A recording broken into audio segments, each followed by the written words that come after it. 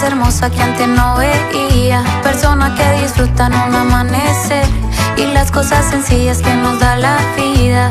Es un regalo despertarse, andar por ahí diciendo buenos días. Y ni pa' qué preocuparse si nada nos llevamos al final del día. De aquí